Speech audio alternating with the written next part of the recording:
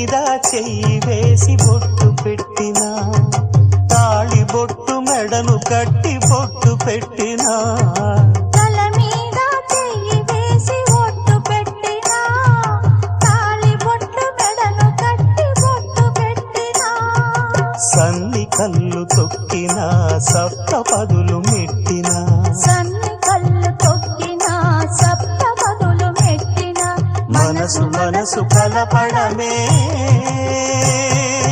మంత్రం పరమార్థం.